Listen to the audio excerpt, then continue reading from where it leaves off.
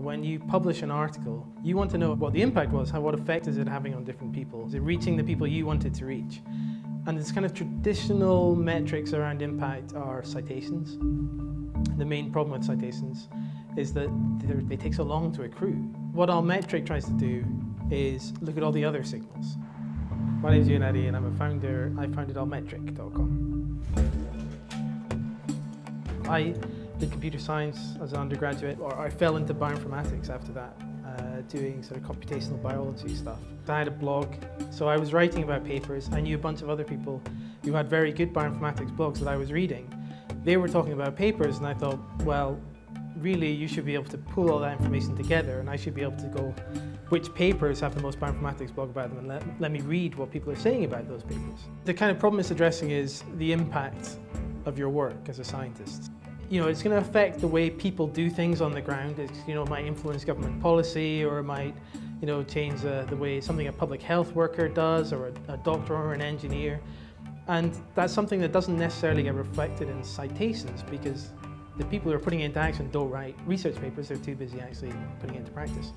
Altmetric says, can we put all those things together and provide a coherent view of the article, of all the impact an article has. So there's two parts to Altmetric. One is the actual data, so a list of people who are talking about your papers. We've also got this score, so we've got metrics associated with it. That's what Altmetric does. It tries to make that easy for the end user. I joined Nature Publishing Group from bioinformatics. My boss in Nature Publishing Group was Timo Hani.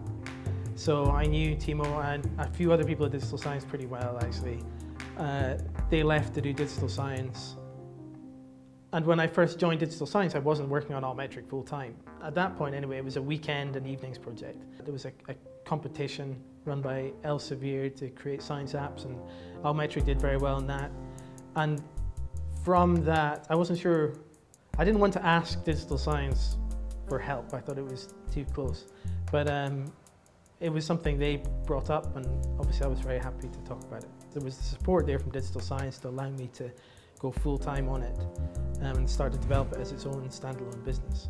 Just to be able to have people with experience in nurturing startups from the very beginning into something a bit more fully fledged. I think a lot of people in Digital Science have experience in science publishing or science, and that helps people understand the problems much easier.